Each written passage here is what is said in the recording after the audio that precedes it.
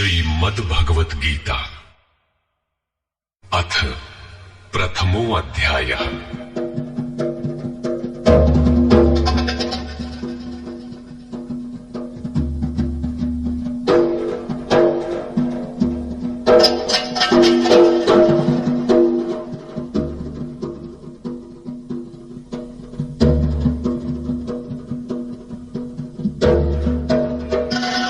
धृतराष्ट्र उवाच।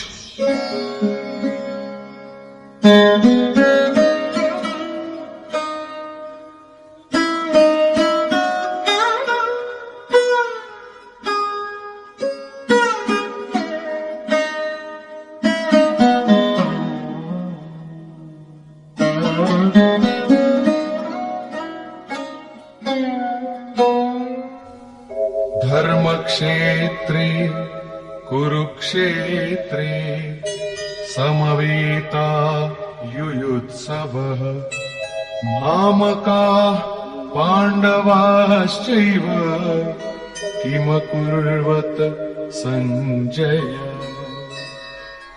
धृतराष्ट्र ने पूछा, हे संजय, धर्म क्षेत्र कुरुक्षेत्र में एकत्र युद्ध की इच्छा वाले मेरे और पांडु के पुत्रों ने क्या किया?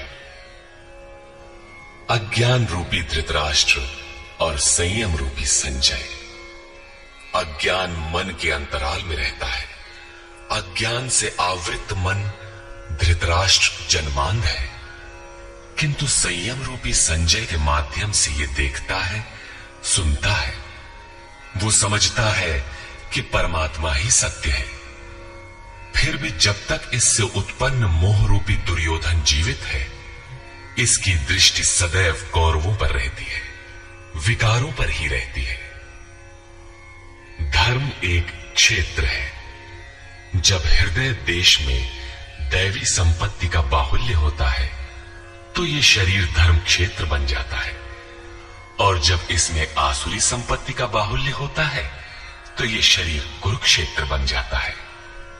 कुरु अर्थात करो। ये शब्द आदेशात्मक है। भगवान श्री कृष्ण कहते हैं, प्रकृति से उत्पन्न तीनों गुणों द्वारा परवश होकर मनुष्य कर्म करता है। वो क्षण मात्र भी कर्म किए बिना नहीं रह सकता। गुण उससे करा लेते हैं। तीनों गुण मनुष्य को देवता से कीट पर्यंत शरीरों में ही बांधते हैं। जब तक प्रकृति और प्रकृति से उत्पन्न गुण जीवित हैं, तब तक कुरु लगा रहेगा। अतः जन्म मृत्यु वाला क्षेत्र, विकारों वाला क्षेत्र कुरुक्षेत्र है, और परम धर्म परमात्मा में प्रवेश दिलाने वाली पुण्यमयी प्रवृत्तियों का क्षेत्र धर्म क्षेत्र है। पुरातत्वविद पंजाब में काशी प्रयाग के मध्य तथा अनेकानेक स्थलों पर कुरुक्षेत्र की शोध में लगे हैं, किंतु गीताकार ने स्वयं बताया है कि जिस क्षेत्र में यह युद्ध हुआ वो कहां है।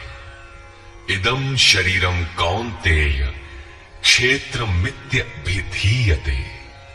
अर्जुन, ये शरीर ही क्षेत्र है, और जो इसको जानता है, इसका पार पा लेता है, वो क्षेत्रज्ञ है।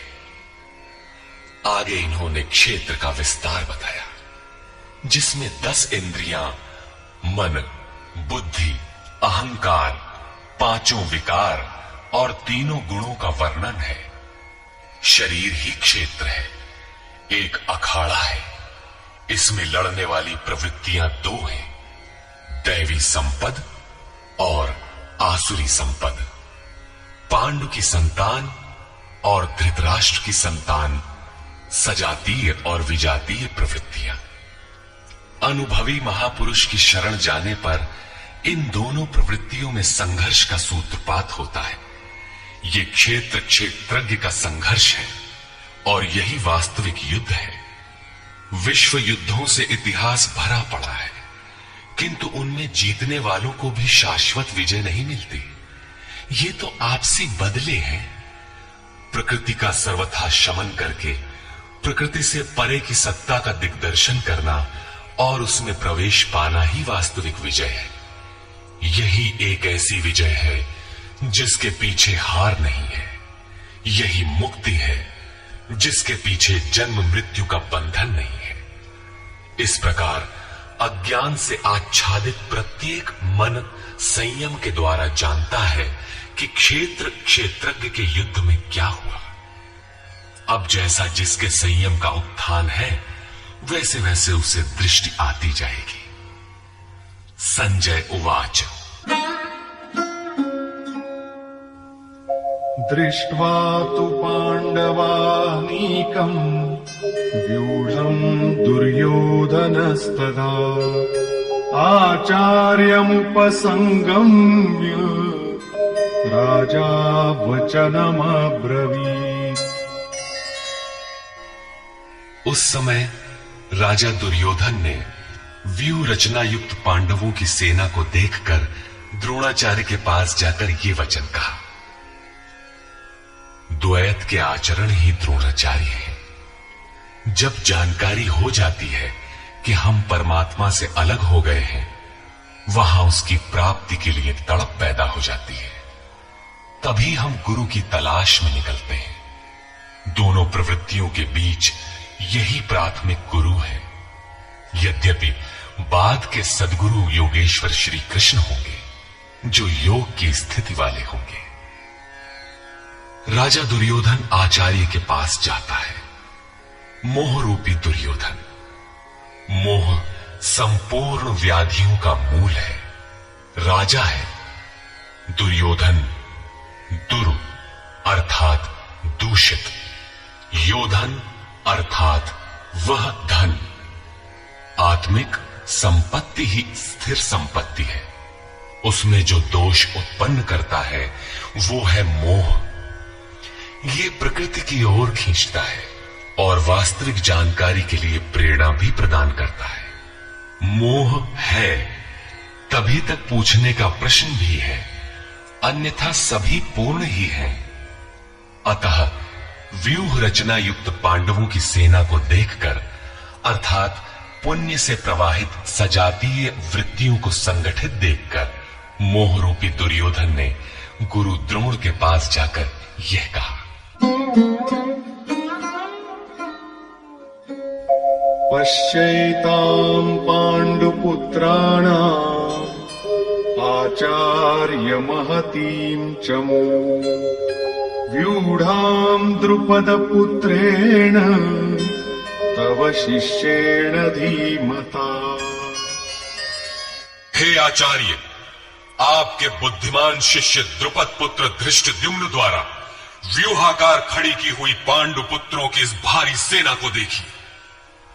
शाश्वत अचल पद में आस्था रखने वाला दृढ़ मन ही धृष्टद्युम्न है। यही पुण्यमयी प्रवृत्तियों का नायक है। साधन कठिन न मन कर टेका। साधन कठिन नहीं, मन की दृढ़ता कठिन होनी चाहिए। अब देखें सेना का विस्तार। अत्र शूरा महेश्वासा भीमार्जुन समायुधि युयुधानो विराटश्च द्रुपदश्च महारथः। इस सेना में महेश्वासा, महान ईश में वास दिलाने वाले भाव रूपी भीम, अनुराग रूपी अर्जुन के समान बहुत से शूरवीर, जैसे सात्विकता रूपी सात्यकी, विराट सर्वत्र ईश्वरी प्रवाह की धारणा, महारथी राजा द्रुपद अर्थात अचल स्थिति, तथा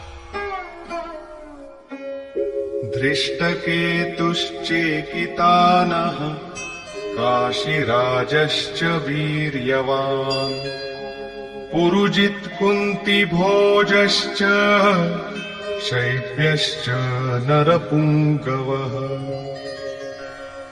धृष्ट केतु दृढ़ कर्तव्य, चेकितानः जहां भी जाए वहां से चित्त को खींचकर इष्ट में स्थिर करना, काशीराजः काया रूपी काशी में ही वो साम्राज्य है।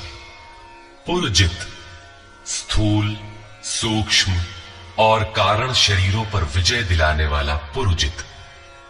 कुंती भोजः कर्तव्य से भव पर विजय, नरों में श्रेष्ठ शैव्य अर्थात सत्य व्यवहार। युधामन्युश्च विक्रान्तः उत्तमौजाश्च वीर्यवान् सौभद्रो द्रौपदेयाश्च सर्व एव महारथाः। और पराक्रमी युधामन्यु, युद्ध के अनुरूप मन की धारणा, उत्तमौजाः शुभ की मस्ती, सुभद्रा पुत्र अभिमन्यु। जब शुभ आधार आ जाता है तो मन भय से रहित हो जाता है।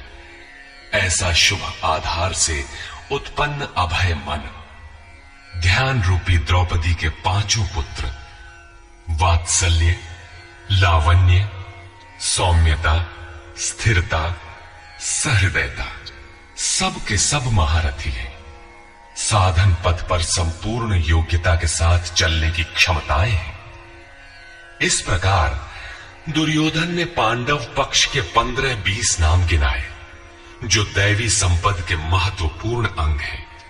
विजातीय प्रवृत्ति का राजा होते हुए भी मोह ही सजातीय प्रवृत्तियों को समझने के लिए बाध्य करता है। दुर्योधन अपना पक्ष संक्षेप में कहता है, यदि कोई बाह्य युद्ध होता तो अपनी फौज बढ़ा चढ़ा कर गिनाता, विकार कम गिनाए गए, क्योंकि उन पर विजय पाना है, वे नाशवान है। केवल 5-7 विकार बताए गए, जिनके अंतराल में संपूर्ण बहिर्मुखी प्रवृत्ति विद्यमान है। जैसे अस्माकं तु विशिष्टाये तान्निबोध द्विजोत्तम नायका मम सैन्यस्य संज्ञार्थं तान् ब्रवीमि ते। द्विजोत्तम, हमारे पक्ष में जो जो प्रधान हैं उन्हें भी आप समझ लें। आपको जानने के लिए मेरी सेना के जो नायक हैं उनको कहता हूं। बाह्य युद्ध में सेनापति के लिए द्विजोत्तम संबोधन असामयिक है। वस्तुतः गीता अंतःकरण की 2 प्रवृत्तियों का संघर्ष है, जिसमें द्वैत का आचरण ही द्रोण है। जब तक हम लेश मात्र भी आराध्य से अलग हैं, तब तक प्रकृति विद्यमान है, द्वैत बना है। इस द्वि पर जय पाने की प्रेरणा प्रथम गुरु द्रोणाचार्य से मिलती है। अधूरी शिक्षा ही पूर्ण जानकारी के लिए प्रेरणा प्रदान करती है।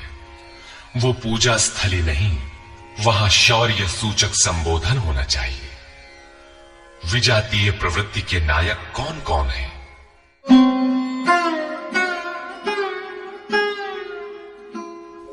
भवान् भीष्मश्च कर्णश्च कृपश्च समितिञ्जयः अश्वत्थामा विकर्णश्च सौमदत्तिस्तथैव च। एक तो स्वयं आप द्वैत के आचरण रूपी द्रोणाचार्य हैं। भ्रम रूपी पितामह भीष्म है। भ्रम इन विकारों का उद्गम है, अंत तक जीवित रहता है, इसलिए पितामह है। समूची सेना मर गई, ये जीवित था। शरशैया पर अचेत था, फिर भी जीवित था। ये है भ्रम रूपी भीष्म। भ्रम अंत तक रहता है। इसी प्रकार विजातीय कर्म रूपी कर्ण तथा संग्राम विजयी कृपाचार्य है। साधनावस्था में साधक द्वारा कृपा का आचरण ही कृपाचार्य है। भगवान कृपाधाम है और प्राप्ति के पश्चात संत का भी वही स्वरूप है। किंतु साधन काल में जब तक हम अलग हैं, परमात्मा अलग है। विजातीय प्रवृत्ति जीवित है, मोहमयी घिराव है। ऐसी परिस्थिति में साधक यदि कृपा का आचरण करता है तो वो नष्ट हो जाता है।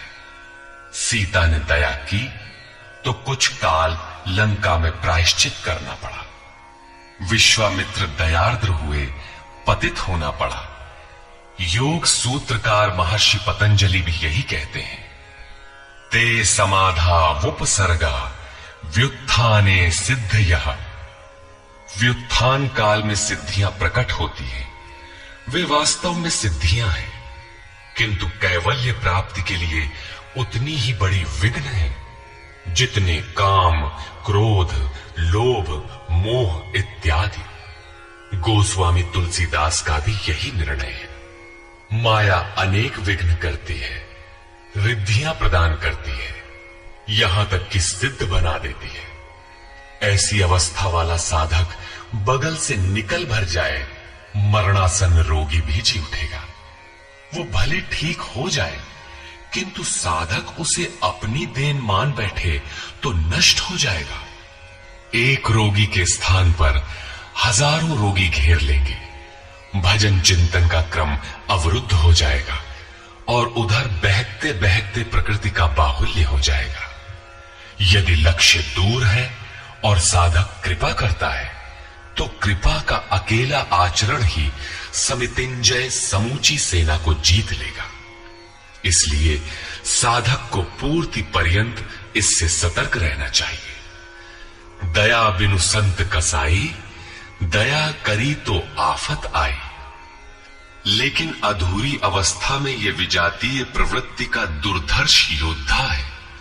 इसी प्रकार आसक्ति रूपी अश्वत्थामा, विकल्प रूपी विकर्ण और भ्रममयी श्वास ही भूरि श्रवा है। ये सभी बहिर्मुखी प्रवाह के नायक हैं।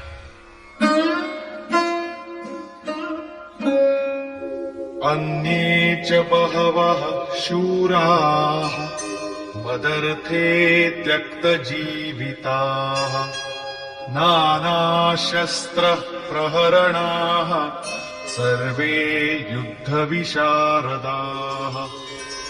और भी बहुत से शूरवीर अनेक शस्त्रों से युक्त मेरे लिए जीवन की आशा को त्याग कर युद्ध में डटे हैं। सभी मेरे लिए प्राण त्यागने वाले हैं, किंतु उनकी कोई ठोस गणना नहीं है।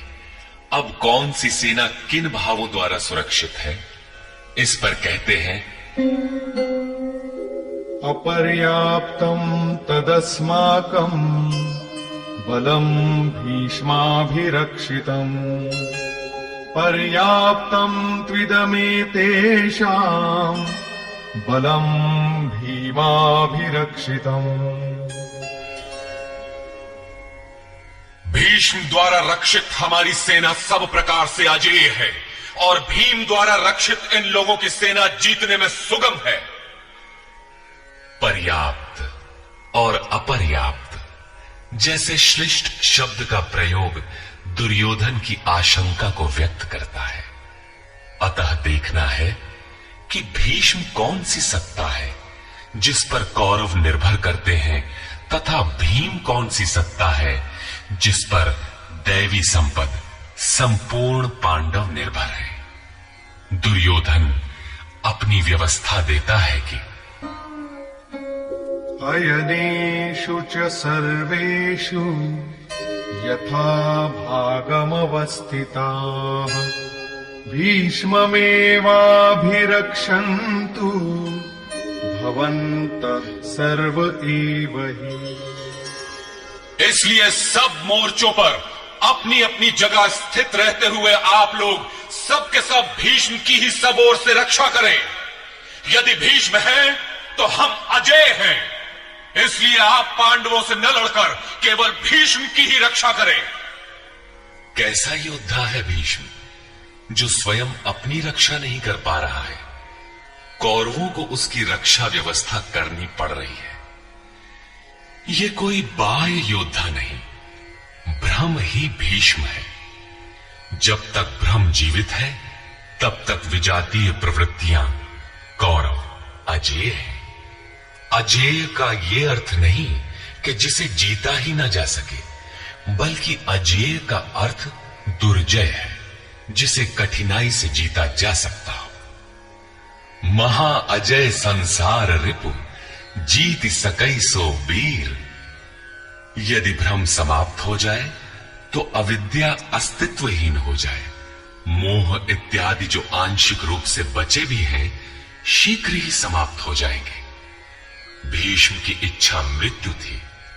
इच्छा ही भ्रम है। इच्छा का अंत और भ्रम का मिटना एक ही बात है। इसी को संत कबीर ने सरलता से कहा, इच्छा काया इच्छा माया, इच्छा जग उपजाया।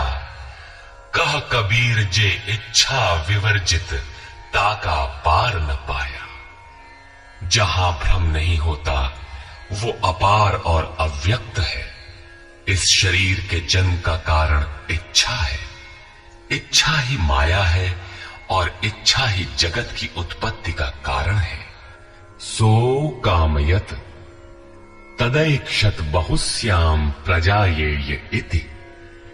कबीर कहते हैं, जो इच्छाओं से सर्वथा रहित हैं, तिनका पार न पाया।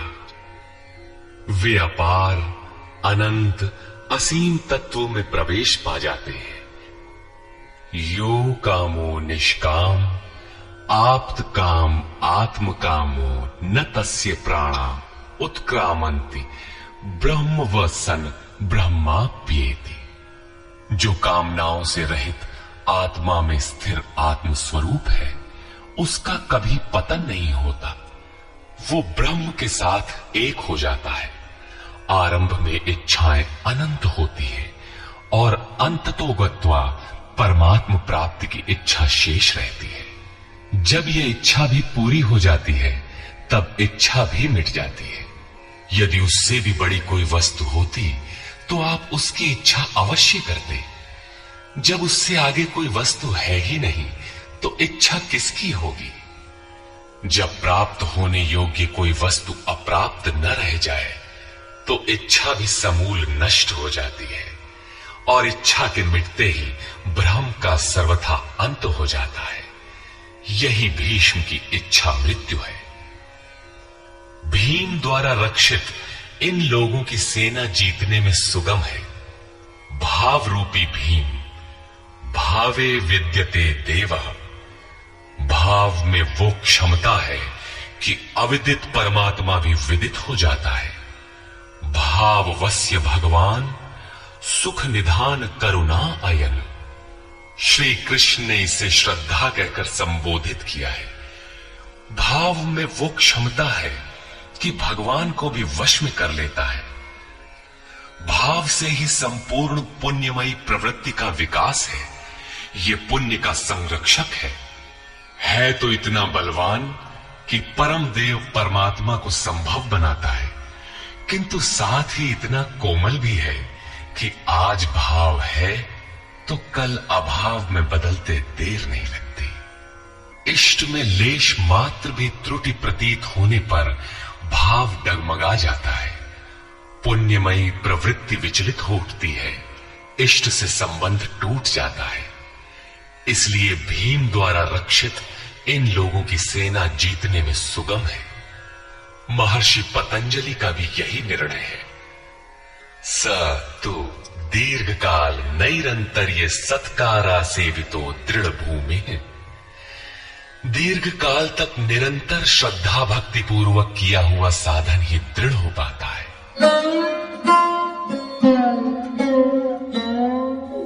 तस्य संजनयन् हर्षं कुरु वृद्धः पितामहः। सिंहनादं विनद्योच्चैः शंखं दध्मौ प्रतापवान्। इस प्रकार अपने बलाबल का निर्णय लेकर शंख ध्वनि हुई। शंख ध्वनि पात्रों के पराक्रम की घोषणा है कि जीतने पर कौन सा पात्र आपको क्या देगा। कौरवों में वृद्ध प्रतापवान पितामह भीष्म ने उस दुर्योधन के हृदय में हर्ष उत्पन्न करते हुए उच्च स्वर से सिंहनाद के समान भयप्रद शंख बजाया। सिंह प्रकृति से भयावह पहलू का प्रतीक है। घोर जंगल के नीरव एकांत में शेर की दहाड़ कान में पड़ जाए तो रोंगटे खड़े हो जाएंगे, हृदय कांपने लगेगा। यद्यपि शेर आपसे मीलों दूर है। भय प्रकृति में होता है, परमात्मा में नहीं। वो तो अभय सत्ता है।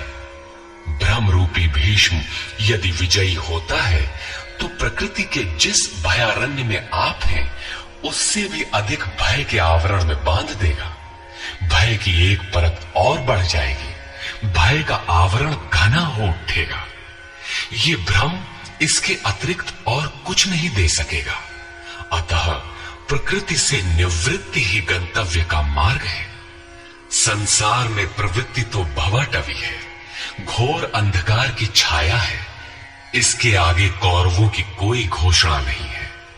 कौरवों की ओर से कई बाजे एक साथ बजे, किंतु कुल मिलाकर वे भी भय ही प्रदान करते हैं, इससे अधिक कुछ नहीं। प्रत्येक विकार कुछ न कुछ भय तो देता ही है। इसलिए उन्होंने भी घोषणा की, ततः शंखाश्च भैर्यश्च प्रणवानक गोमुखाः सहसैवाभ्यहन्यन्त सशब्दस्तु मुलोऽभवत्। तदनंतर अनेक शंख, नगारे, ढोल और नरसिंहादि बाजे एक साथ ही बजे। उनका शब्द भी बड़ा भयंकर हुआ। भय का संचार करने के अतिरिक्त कौरवों की कोई घोषणा नहीं है। बहिर्मुखी विजातीय प्रवृत्ति सफल होने पर मोहमय बंधन और घना कर देती है। अब पुण्यमयी प्रवृत्तियों की ओर से घोषणाएं हुई, जिनमें पहली घोषणा योगेश्वर श्री कृष्ण की है।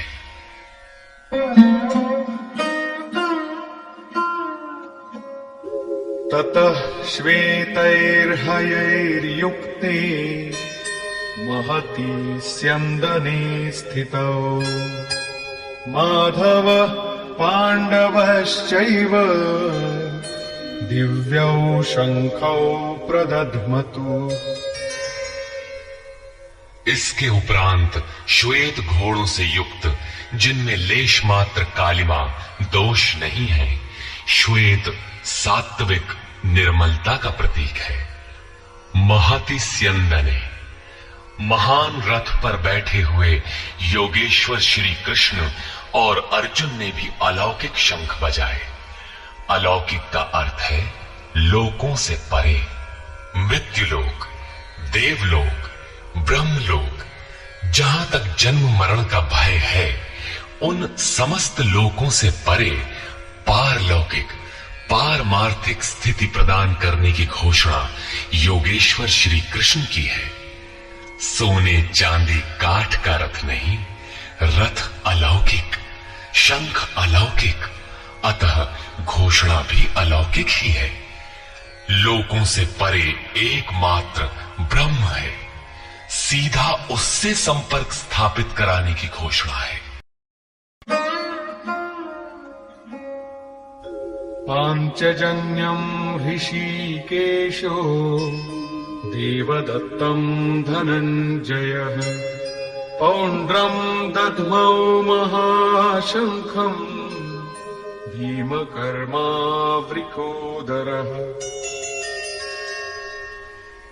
ऋषिकेशा, जो हृदय के सर्वस्व ज्ञाता है, उन कृष्ण ने 5 जन्य शंख बजाया।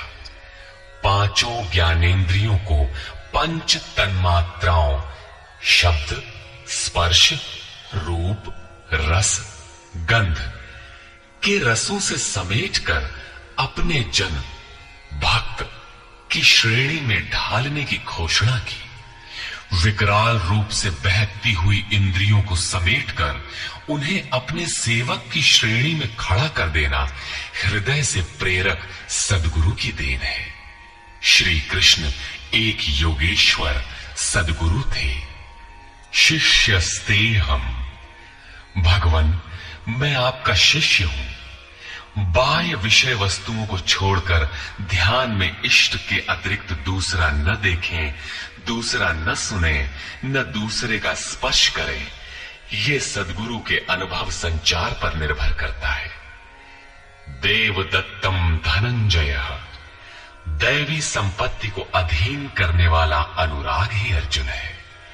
इष्ट के अनुरूप लगाव जिसमें विरह, वैराग्य, अश्रुपात हो। गदगद गिरा नयन बह नीरा, रोमांच हो। इष्ट के अतिरिक्त अन्य विषय वस्तु का लेश मात्र टकराव न होने पाए, उसी को अनुराग कहते हैं। यदि ये सफल होता है तो परम देव परमात्मा में प्रवेश दिलाने वाली दैवी संपद पर आधिपत्य प्राप्त कर लेता है। इसी का दूसरा नाम धनंजय भी है। एक धन तो बाहरी संपत्ति है जिससे शरीर निर्वाह की व्यवस्था होती है। आत्मा से इसका कोई संबंध नहीं है। इससे परे स्थिर आत्मिक संपत्ति ही निज संपत्ति है। बृहदारण्य कोपनिषद में याज्ञवल्क्य ने मैत्रेयी को यही समझाया कि धन से संपन्न पृथ्वी के स्वामित्व से भी अमृतत्व की प्राप्ति नहीं हो सकती। उसका उपाय आत्मिक संपत्ति है। भयानक कर्म वाले भीमसेन ने पौंड्र अर्थात प्रीति नामक महाशंख बजाया। भाव का उद्गम और निवास स्थान हृदय है, इसलिए इसका नाम वृकोदर है। आपका भाव लगाव बच्चे में होता है, किंतु वस्तुतः वो लगाव आपके हृदय में है, जो बच्चे में जाकर मूर्त होता है। ये भाव अथाह और महान बलशाली है। उसने प्रीति नामक महाशंख बजाया। भाव में ही वो प्रीति निहित है, इसीलिए भीम ने पौंड्र प्रीति नामक महाशंख बजाया। भाव महान बलवान है, किंतु प्रीति संचार के माध्यम से। हरि व्यापक सर्वत्र समाना, प्रेम ते प्रकट हो ही मैं जाना। अनंत विजयम् राजा कुंती पुत्रो युधिष्ठिरः नकुलः सहदेवश्च सुघोषमणिपुष्पकौ। कुंती पुत्र राजा युधिष्ठिर ने अनंत विजय नामक शंख बजाया। कर्तव्य रूपी कुंती और धर्म रूपी युधिष्ठिर। धर्म पर स्थिरता रहेगी तो अनंत विजयम अनंत परमात्मा में स्थिति दिलाएगा। युद्धे स्थिरः सह युधिष्ठिरः। प्रकृति पुरुष क्षेत्र क्षेत्रज्ञ के संघर्ष में स्थिर रहता है, महान दुख से भी विचलित नहीं होता। तो एक दिन जो अनंत है, जिसका अंत नहीं है, वो है परम तत्व परमात्मा, उस पर विजय दिला देता है। नियम रूपी नकुल ने सुघोष नामक शंख बजाया। ज्यों ज्यों नियम उन्नत होगा, अशुभ का शमन होता जाएगा, शुभ घोषित होता जाएगा। सत्संग रूपी सहदेव ने मणिपुष्पक शंख बजाया। मनीषियों ने प्रत्येक श्वास को बहुमूल्य मणि की संज्ञा दी है। हीरा जैसी श्वासा बातों में बीती जाए। एक सत्संग तो वो है जो आप सत्पुरुषों की वाणी से सुनते हैं, किंतु यथार्थ सत्संग आंतरिक है। श्री कृष्ण के अनुसार आत्मा ही सत्य है, सनातन है। चित्त सब ओर से सिमटकर आत्मा की संगत करने लगे, यही वास्तविक सत्संग है। ये सत्संग चिंतन, ध्यान और समाधि के अभ्यास से संपन्न होता है। ज्यों ज्यों सत्य के सान्निध्य में सुरत टिकती जाएगी, त्यों त्यों एक एक श्वास पर नियंत्रण मिलता जाएगा। मन सहित इंद्रियों का निरोध होता जाएगा। जिस दिन सर्वथा निरोध होगा, वस्तु प्राप्त हो जाएगी। वाद्य यंत्रों की तरह चित्त का आत्मा के स्वर में स्वर मिलाकर संगत करना ही सत्संग है। बाह्य मणि कठोर है, किंतु श्वास मणि पुष्प से भी कोमल है। पुष्प तो विकसित होने या टूटने पर कुम्हलाता है, किंतु आप अगले श्वास तक जीवित रहने की गारंटी नहीं दे सकते। किंतु सत्संग सफल होने पर प्रत्येक श्वास पर नियंत्रण दिलाकर परम लक्ष्य की प्राप्ति करा देता है। इसके आगे पांडवों की कोई घोषणा नहीं है, किंतु प्रत्येक साधन कुछ न कुछ निर्मलता के पथ में दूरी तय करता है। आगे कहते हैं,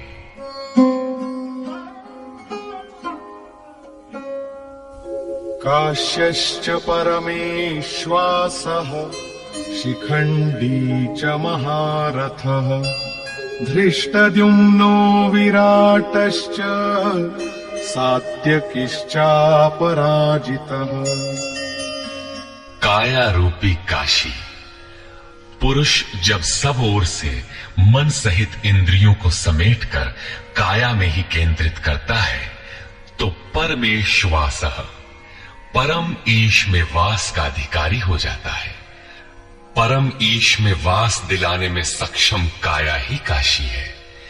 काया में ही परम ईश का निवास है। परमेश्वास का अर्थ श्रेष्ठ धनुष वाला नहीं, बल्कि परम धन ईश धन वास है। शिखा सूत्र का त्याग ही शिखंडी है। आजकल लोग सिर के बाल कटा लेते हैं और सूत्र के नाम पर गले की जनेऊ हटा लेते हैं, अग्नि जलाना छोड़ देते हैं। हो गया सन्यास उनका।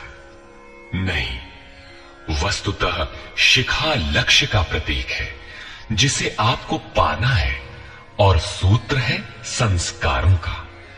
जब तक आगे परमात्मा को पाना शेष है, पीछे संस्कारों का सूत्रपात लगा हुआ है, तब तक त्याग कैसा, सन्यास कैसा? अभी तो चलने वाले पथिक हैं। जब प्राप्तव्य प्राप्त हो जाए, पीछे लगे हुए संस्कारों की डोर कट जाए, ऐसी अवस्था में ब्रह्म सर्वथा शांत हो जाता है। इसलिए शिखंडी ही ब्रह्म रूपी भीष्म का विनाश करता है। शिखंडी चिंतन पथ की विशिष्ट योग्यता है, महारथी है। धृष्टद्युम्न दृढ़ और अचल मन तथा विराटः सर्वत्र विराट ईश्वर का प्रसार देखने की क्षमता इत्यादि दैवी संपद के प्रमुख गुण हैं। सात्विकता ही सात्य की है। सत्य के चिंतन की प्रवृत्ति अर्थात सात्विकता यदि बनी है तो कभी गिरावट नहीं आने पाएगी। इस संघर्ष में पराजित नहीं होने देगी। द्रुपदो द्रौपदेयाश्च सर्वशः पृथिवीपते सौभद्रश्च महाबाहुः शङ्खान् दद्मुः पृथक् पृथक्। अचल पददायक द्रुपद और ध्यान रूपी द्रौपदी के पांचों पुत्र सहृदयता, वात्सल्य, लावण्य, सौम्यता इत्यादि साधन में महान सहायक महारथी हैं तथा बड़ी भुजा वाला अभिमन्यु, इन सब ने पृथक पृथक शंख बजाए। भुजा कार्य क्षेत्र का प्रतीक है। जब मन भय से रहित हो जाता है तो उसकी पहुंच दूर तक हो जाती है। हे राजन, इन सब ने अलग अलग शंख बजाए। कुछ न कुछ दूरी सभी तय कराते हैं। इनका पालन आवश्यक है, इसलिए इनके नाम गिनाए। इसके अतिरिक्त कुछ दूरी ऐसी भी है जो मन बुद्धि से परे है। भगवान स्वयं ही अंतःकरण में विराज कर तय कराते हैं। इधर दृष्टि बनकर आत्मा से खड़े हो जाते हैं और सामने स्वयं खड़ा होकर अपना परिचय करा लेते हैं। सघोषोधार्तराष्ट्राणाम् हृदयानि व्यदारयत् नभश्च पृथिवीं चैव तुमुलो व्यनुनादयन्। उस घोर शब्द ने आकाश और पृथ्वी को भी शब्दायमान करते हुए धृतराष्ट्र पुत्रों के हृदय विदीर्ण कर दिए। सेना तो पांडवों की ओर भी थी, किंतु हृदय विदीर्ण हुए धृतराष्ट्र पुत्रों के। वस्तुतः पांचजन्य दैवी शक्ति पर आधिपत्य, अनंत पर विजय, अशुभ का शमन और शुभ की घोषणा धारावाही होने लगे तो कुरुक्षेत्र आसुरी संपद, बहिर्मुखी प्रवृत्तियों का हृदय विदीर्ण हो जाएगा। उनका बल शनैः शनैः क्षीण होने लगता है। सर्वथा सफलता मिलने पर मोहमयी प्रवृत्तियां सर्वथा शांत हो जाती हैं।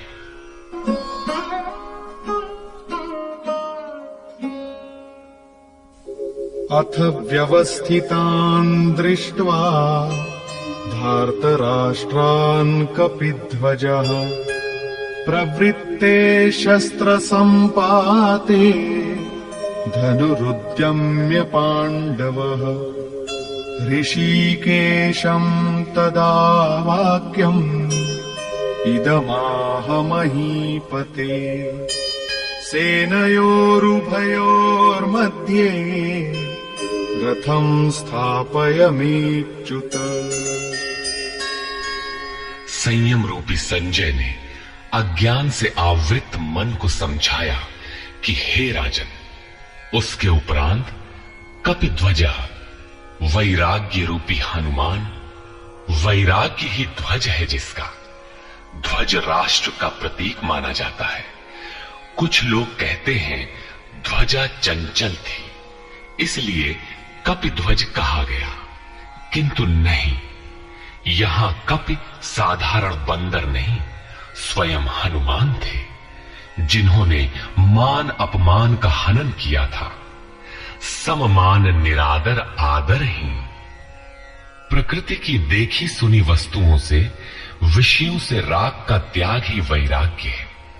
अतः वैराग्य ही जिसकी ध्वजा है, उस अर्जुन ने व्यवस्थित रूप से धृतराष्ट्र पुत्रों को खड़े देखकर शस्त्र चलने की तैयारी के समय धनुष उठाकर ऋषिकेशम, जो हृदय के सर्वस्व ज्ञाता है, उन योगेश्वर श्री कृष्ण से ये वचन कहा, हे अच्युत, जो कभी च्युत नहीं होता, मेरे रथ को दोनों सेनाओं के बीच खड़ा करिए। यहां सारथी को दिया गया आदेश नहीं, इष्ट सदगुरु से की गई प्रार्थना है, किस लिए खड़ा करें?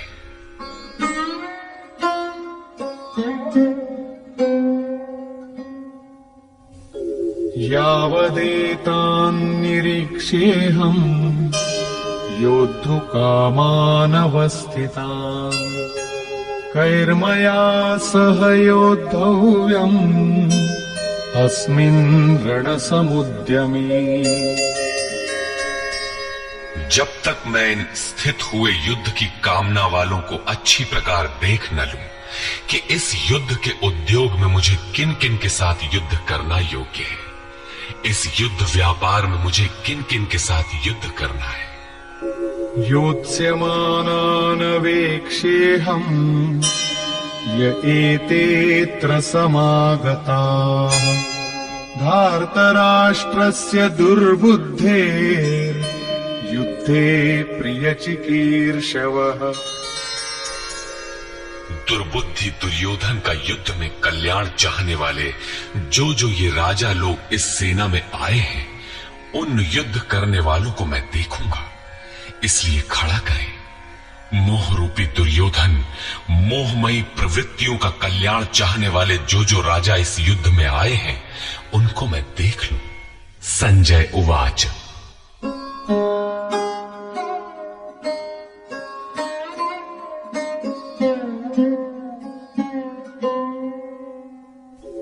एवमुक्तो ऋषिकेशो गुडाकेशेन भारत सेनयोरुभयोर्मध्ये स्थापयित्वा रथोत्तमम् भीष्मद्रोणप्रमुखतः सर्वेषां च महीक्षिताम् उवाच पार्थ पश्यैताम् समवेतान् कुरु नीति। संजय बोला, निद्रा जयी अर्जुन द्वारा इस प्रकार कहे जाने पर हृदय के ज्ञाता श्री कृष्ण ने दोनों सेनाओं के बीच भीष्म, द्रोण और महीक्षिताम शरीर रूपी पृथ्वी पर अधिकार जमाए हुए संपूर्ण राजाओं के बीच उत्तम रथ को खड़ा करके कहा कि पार्थ, इन इकट्ठे हुए कौरवों को देख, यहां उत्तम रथ सोने चांदी का रथ नहीं है। संसार में उत्तम की परिभाषा नश्वर शरीर के प्रति अनुकूलता प्रतिकूलता से की जाती है। ये परिभाषा अपूर्ण है। जो हमारे आत्मा, हमारे स्वरूप का सदैव साथ दे, वही उत्तम है, जिसके पीछे अनुत्तम मलिनता न हो। तत्रापश्यत् स्थितान् पार्थः पितॄनथ पितामहान् आचार्यान् मातुलान् भ्रातॄन् पुत्रान् पौत्रान् सखींस्तथा श्वशुरान् सुहृदश्चैव सेनयोरुभयोरपि। इसके उपरांत अचूक लक्ष्य वाले पार्थिव शरीर को रथ बनाने वाले पार्थ ने उन दोनों सेनाओं में स्थित पिता के भाइयों को, पितामहों को, आचार्यों को, मामाओं को, भाइयों को, पुत्रों को, पौत्रों को, मित्रों को, श्वसुरों को और सुहृदों को देखा। दोनों सेनाओं में अर्जुन को केवल अपना परिवार, मामा का परिवार, ससुराल का परिवार, सुहृद और गुरुजन दिखाई पड़े। प्रचलित गणना के अनुसार 18 अक्षौहिणी 2.5-3 अरब के लगभग होता है, जो आज के विश्व की जनसंख्या के समकक्ष है। इतने मात्र के लिए यदा कदा विश्व स्तर पर आवास खाद्य समस्या बन जाती है। इतना बड़ा जन समूह अर्जुन के 3-4 रिश्तेदारों का परिवार मात्र था। क्या इतना बड़ा भी किसी का परिवार होता है? कदापि नहीं। ये हृदय देश का चित्रण है। तान् समीक्ष्य स कौन्तेयः सर्वान् बन्धूनवस्थितान् कृपया परयाविष्टो विषीदन्निदमब्रवीत्। इस प्रकार खड़े हुए उन संपूर्ण बंधुओं को देखकर अत्यंत करुणा से आवृत वो कुंती पुत्र अर्जुन शोक करता हुआ बोला। अर्जुन उवाच,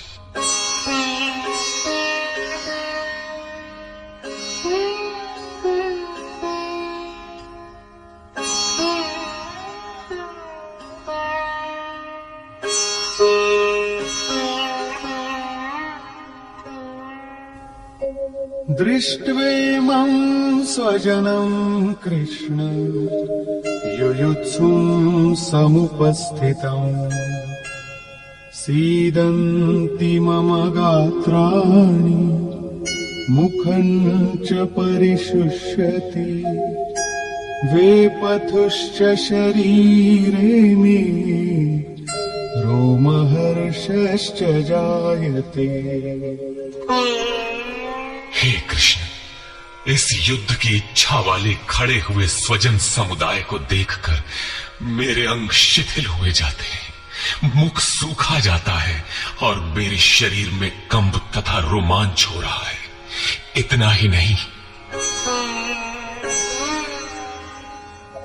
गांडीवं स्रंसते हस्तात् त्वक्चैव परिदह्यते न च शक्नोम्यवस्थातुम् भ्रमतीव च मे मनः।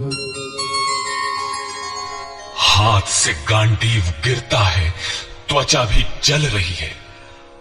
अर्जुन को ज्वर सा हो आया, संतप्त हो उठा कि ये कैसा युद्ध है जिसमें स्वजन ही खड़े हैं। अर्जुन को भ्रम हो गया। वो कहता है, अब मैं खड़ा रह पाने में भी अपने को असमर्थ पा रहा हूं। अब आगे देखने की सामर्थ्य नहीं है।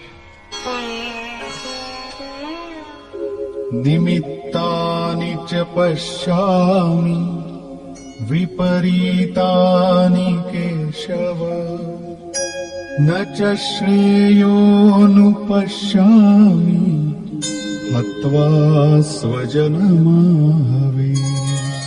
हे केशव, इस युद्ध का लक्षण भी विपरीत ही देखता हूं। युद्ध में अपने कुल को मारकर परम कल्याण भी नहीं देखता हूं। कुल को मारने से कल्याण कैसे होगा?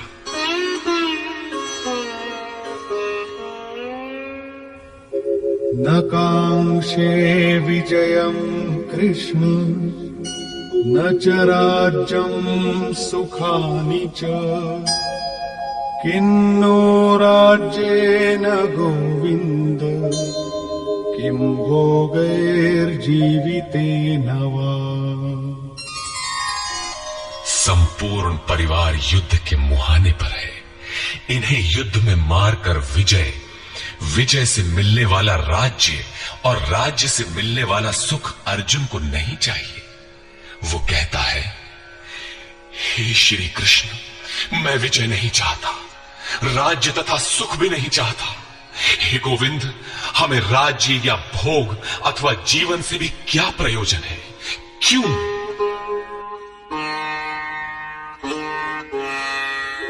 येषामर्थे काङ्क्षितं नो राज्यं भोगाः सुखानि च तैमेव स्थिता युद्धे प्राणान् त्यक्त्वा धनानि च। हमें जिनके लिए राज्य भोग और सुखादिक इच्छित हैं, वे ही परिवार जीवन की आशा त्याग कर युद्ध के मैदान में खड़े हैं। हमें राज्य इच्छित था तो परिवार को लेकर भोग सुख और धन की पिपासा थी तो स्वजन और परिवार के साथ उन्हें भोगने की थी।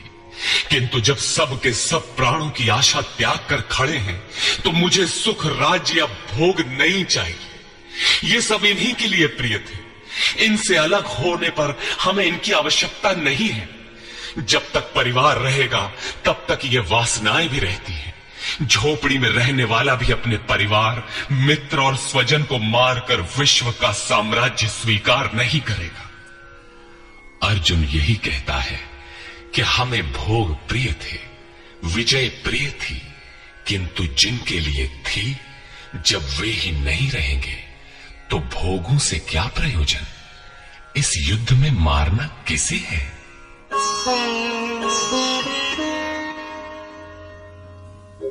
आचार्याः पितरः पुत्राः तथैव च पितामहाः मातुलाः श्वशुराः पौत्राः शालाः सम्बन्धिनस्तथा।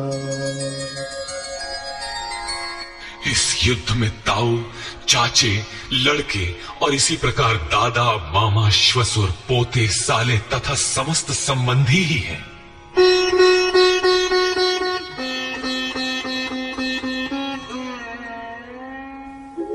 एतान्न हन्तुमिच्छामि घ्नतोऽपि मधुसूदन अपि त्रैलोक्यराज्यस्य हेतो किन्नु मही कृते।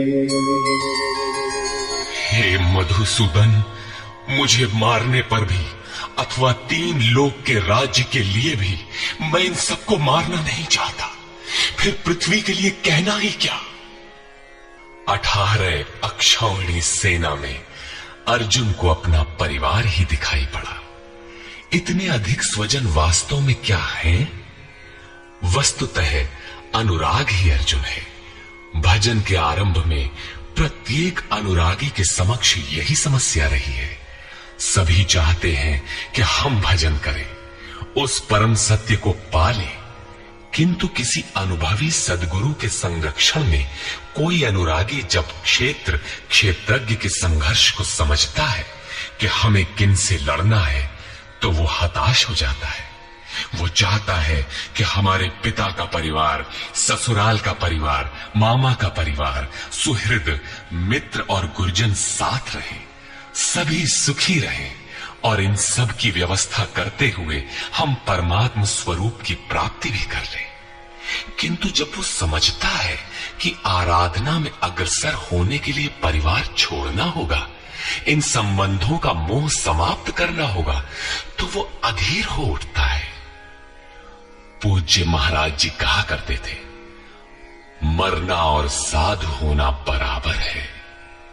साधु के लिए सृष्टि में दूसरा कोई जीवित है भी, किंतु घर वालों के नाम पर कोई नहीं है।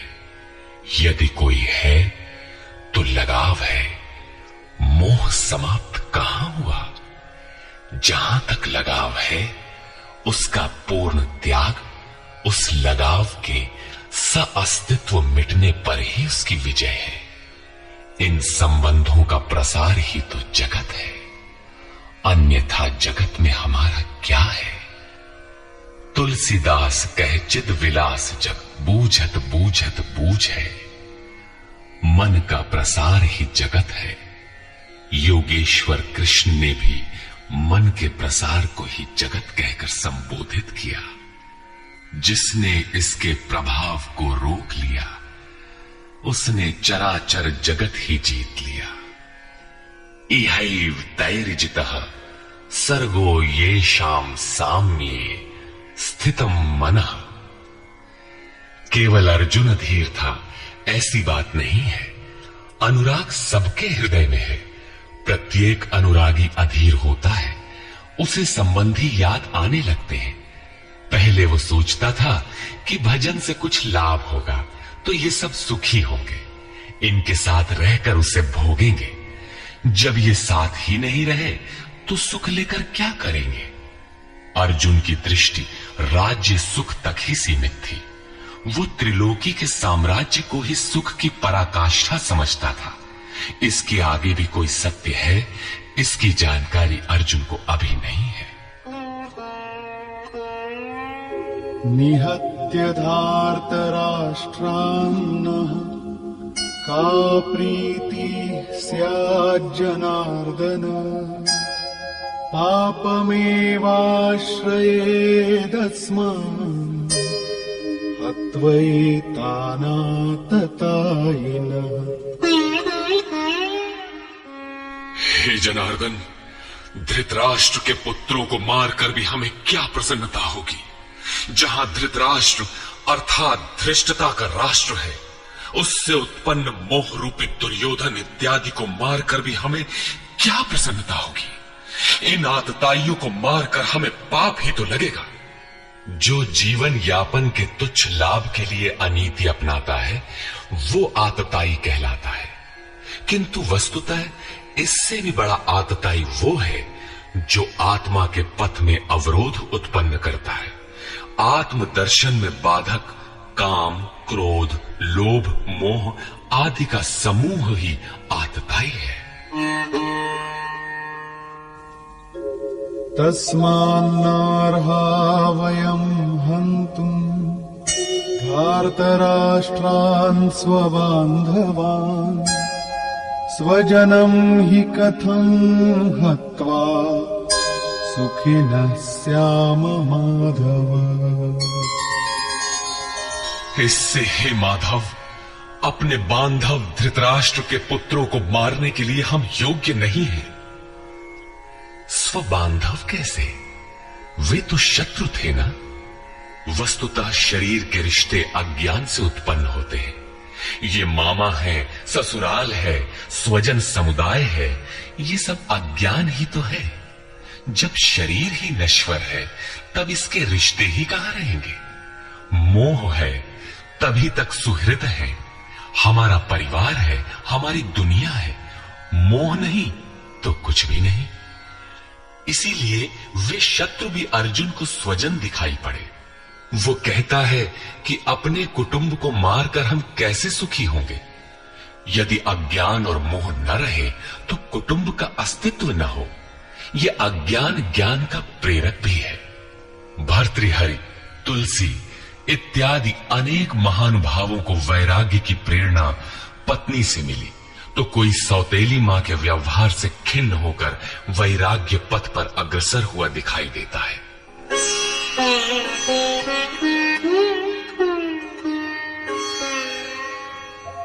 यद्यप्येतेन पश्यन्ति लोभोपहत चेतसः कुलक्षयकृतं दोषम् मित्रद्रोहे च पातकम्। यद्यपि लोभ से भ्रष्ट चित्त हुए ये लोग कुल नाश के दोष और मित्र द्रोह के पाप को नहीं देखते, ये उनकी कमी है। फिर भी कथं न ज्ञेयमस्माभिः पापादस्मान्निवर्तितुम् कुलक्षयकृतं दोषम् प्रपश्यद्भिर्जनार्दन।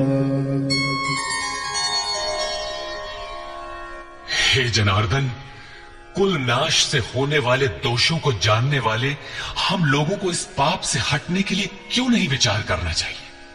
मैं ही पाप करता हूं ऐसी बात नहीं, आप भी भूल करने जा रहे हैं। कृष्ण पर भी आरोप लगाया। अभी वो समझ में अपने को कृष्ण से कम नहीं मानता। प्रत्येक नया साधक सद्गुरु की शरण जाने पर इसी प्रकार तर्क करता है और अपने को जानकारी में कम नहीं समझता। यही अर्जुन भी कहता है कि ये भले न समझें, किंतु हम आप तो समझदार हैं। कुल नाश के दोषों पर हमें विचार करना चाहिए। कुल नाश में दोष क्या है? कुलक्षये प्रणश्यन्ति कुलधर्माः सनातनाः धर्मे नष्टे कुलं कृत्स्नम् अधर्मोऽभिभवत्युत। कुल के नाश होने से सनातन कुल धर्म नष्ट हो जाते हैं। अर्जुन कुल धर्म कुलाचार को ही सनातन धर्म समझ रहा था। धर्म के नाश होने पर संपूर्ण कुल को पाप भी बहुत दबा लेता है। अधर्माभिभवात् कृष्ण प्रदुष्यन्ति कुलस्त्रियः स्त्रीषु दुष्टासु वार्ष्णेय जायते वर्णसंकरः। हे कृष्ण, पाप के अधिक बढ़ जाने से कुल की स्त्रियां दूषित हो जाती हैं। हे वार्ष्णेय, स्त्रियों के दूषित होने पर वर्ण संकर उत्पन्न होता है। अर्जुन की मान्यता थी कि कुल की स्त्रियों के दूषित होने से वर्ण संकर होता है, किंतु श्री कृष्ण ने इसका खंडन करते हुए आगे बताया कि मैं अथवा स्वरूप में स्थित महापुरुष यदि आराधना क्रम में भ्रम उत्पन्न कर दे तब वर्ण संकर होता है। वर्ण संकर के दोषों पर अर्जुन प्रकाश डालता है।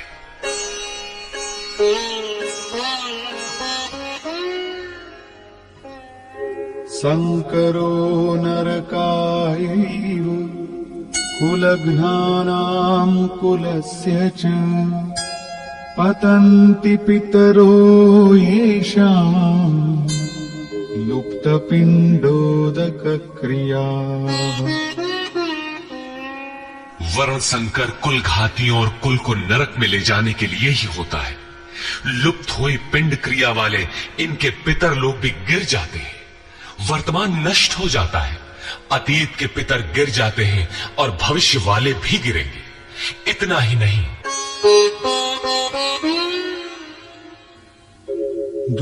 दोषैरेतैः कुलघ्नानाम् वर्णसंकरकारकैः उत्साद्यन्ते जातिधर्माः कुलधर्माश्च शाश्वताः। इन वर्ण संकर कारक दोषों से कुल और कुलघातियों के सनातन कुल धर्म और जाति धर्म नष्ट हो जाते हैं। अर्जुन मानता था कि कुल धर्म सनातन है, कुल धर्म ही शाश्वत है, किंतु श्री कृष्ण ने इसका खंडन किया और आगे बताया कि आत्मा ही सनातन शाश्वत धर्म है। वास्तविक सनातन धर्म को जानने से पहले मनुष्य धर्म के नाम पर किसी न किसी रूढ़ि को जानता है। ठीक इसी प्रकार अर्जुन भी जानता है, जो कृष्ण के शब्दों में एक रूढ़ि है। उत्सन्न कुल धर्माणाम् मनुष्याणाम् जनार्दन नरके नियतं वासो भवतीत्यनुशुश्रुम। हे जनार्दन, नष्ट हुए कुल धर्म वाले मनुष्यों का अनंत काल तक नरक में वास होता है, ऐसा हमने सुना है। कुल धर्म ही नहीं नष्ट होता, बल्कि शाश्वत सनातन धर्म भी नष्ट हो जाता है। जब धर्म ही नष्ट हो गया तो ऐसे पुरुष का अनंत काल तक नरक में निवास होता है, ऐसा हमने सुना है, देखा नहीं, सुना है। अहो बत महत् पापम् कर्तुम् व्यवसिता वयम् यद्राज्य सुखलोभेन हन्तुम् स्वजनमुद्यता। अहो, शोक है कि हम लोग बुद्धिमान होकर भी महान पाप करने को तैयार हुए हैं। राज्य और सुख के लोभ से अपने कुल को मारने के लिए उद्यत हुए हैं। अभी अर्जुन अपने को कम ज्ञाता नहीं समझता। आरंभ में प्रत्येक साधक इसी प्रकार बोलता है। महात्मा बुद्ध का कथन है कि मनुष्य जब अधूरी जानकारी रखता है तो अपने को महान ज्ञानी समझता है, और जब आधे से आगे की जानकारी हासिल करने लगता है तो अपने को महान मूर्ख समझता है। ठीक इसी प्रकार अर्जुन भी अपने को ज्ञानी ही समझता है। वो कृष्ण को ही समझाता है कि उस पाप से परम कल्याण हो, ऐसी बात भी नहीं। केवल राज्य और सुख के लोभ में पड़कर हम लोग कुल नाश करने को उद्यत हुए हैं, महान भूल कर रहे हैं। हम ही भूल कर रहे हैं, ऐसी बात नहीं, आप भी भूल कर रहे हैं। एक धक्का कृष्ण को भी दिया। अंत में अर्जुन अपना निर्णय देता है। यदि माम प्रतीकारम् अशस्त्रम् शस्त्रपाणयः धार्तराष्ट्रारणे हन्युः तन्मे क्षेमतरम् भवेत्। यदि मुझ शस्त्र रहित न सामना करने वाले को शस्त्रधारी धृतराष्ट्र के पुत्र रण में मारे तो उनका वो मारना भी मेरे लिए अति कल्याणकारक होगा। इतिहास तो कहेगा कि अर्जुन समझदार था, जिसने अपनी बलि देकर युद्ध बचा लिया। लोग प्राणों की आहुति दे डालते हैं कि भोले भाले मासूम बच्चे सुखी रहे, कुल तो बचा रहे। मनुष्य विदेश चला जाए, वैभव पूर्ण प्रासाद में रहे, किंतु 2 दिन बाद उसे अपनी छोड़ी हुई झोपड़ी याद आने लगती है। मोह इतना प्रबल होता है। इसीलिए अर्जुन कहता है कि शस्त्रधारी धृतराष्ट्र के पुत्र मुझ न प्रतिकार करने वाले को रण में मार दे, तब भी वो मेरे लिए अति कल्याणकारी होगा, ताकि लड़के तो सुखी रहें। संजय उवाच।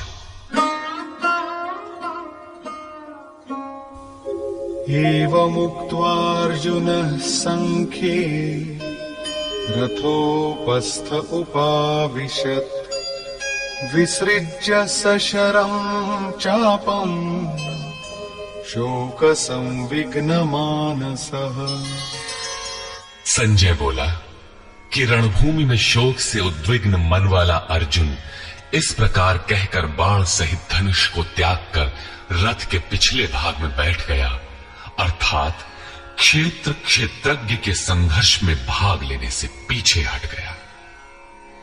निष्कर्ष, गीता क्षेत्र क्षेत्रज्ञ के युद्ध का निरूपण है। यह ईश्वरीय विभूतियों से संपन्न भगवत स्वरूप को दिखाने वाला गायन है। यह गायन जिस क्षेत्र में होता है वह युद्ध क्षेत्र शरीर है, जिसमें दो प्रवृत्तियां हैं, धर्म क्षेत्र और कुरुक्षेत्र। उन सेनाओं का स्वरूप और उनके बल का आधार बताया। शंख ध्वनि से उनके पराक्रम की जानकारी मिली। तदनंतर जिस सेना से लड़ना है उसका निरीक्षण हुआ, जिसकी गणना 18 अक्षौहिणी अर्थात लगभग 6.5 अरब कही जाती है, किंतु वस्तुतः वे अनंत है। प्रकृति के दृष्टिकोण दो हैं, एक इष्टोन्मुखी प्रवृत्ति दैवी संपद, दूसरी बहिर्मुखी प्रवृत्ति आसुरी संपद। दोनों प्रकृति ही है। एक इष्ट की ओर उन्मुख करती है, परम धर्म परमात्मा की ओर ले जाती है, और दूसरी प्रकृति में विश्वास दिलाती है। पहले दैवी संपद को साध कर आसुरी संपद का अंत किया जाता है, फिर शाश्वत सनातन परब्रह्म के दिग्दर्शन और उसमें स्थिति के साथ दैवी संपद की आवश्यकता शेष हो जाती है। युद्ध का परिणाम निकल आता है। अर्जुन को सैन्य निरीक्षण में अपना परिवार ही दिखाई पड़ता है, जिसे मारना है। जहां तक संबंध है उतना ही जगत है। अनुराग के प्रथम चरण में पारिवारिक मोह बाधक बनता है। साधक जब देखता है कि मधुर संबंधों में इतना विच्छेद हो जाएगा जैसे वे थे ही नहीं, तो उसे घबराहट होने लगती है। स्वजनासक्ति को मारने में उसे अकल्याण दिखाई देने लगता है। वह प्रचलित रूढ़ियों में अपना बचाव ढूंढने लगता है, जैसा अर्जुन ने किया। उसने कहा, कुल धर्म ही सनातन धर्म है। इस युद्ध से सनातन धर्म नष्ट हो जाएगा, कुल की स्त्रियां दूषित होंगी, वर्ण संकर पैदा होगा, जो कुल और कुल घातियों को अनंत काल तक नरक में ले जाने के लिए ही होता है। अर्जुन अपनी समझ से सनातन धर्म की रक्षा के लिए विकल है। उसने श्री कृष्ण से अनुरोध किया कि हम लोग समझदार होकर भी यह महान पाप क्यों करें। अर्थात श्री कृष्ण भी पाप करने जा रहे हैं। अंततोगत्वा पाप से बचने के लिए मैं युद्ध नहीं करूंगा, ऐसा कहता हुआ हताश अर्जुन रथ के पिछले भाग में बैठ गया। क्षेत्र क्षेत्रज्ञ के संघर्ष से पीछे हट गया। टीकाकारों ने इस अध्याय को अर्जुन विषाद योग कहा है। अर्जुन अनुराग का प्रतीक है। सनातन धर्म के लिए विकल होने वाले अनुरागी का विषाद योग का कारण बनता है। यही विषाद मनु को हुआ था। हृदय बहुत दुख लाग, जन्म गयऊ हरि भगति बिनु। संशय में पड़कर ही मनुष्य विषाद करता है। उसे संदेह था कि वर्ण संकर पैदा होगा जो नरक में ले जाएगा। सनातन धर्म के नष्ट होने का भी उस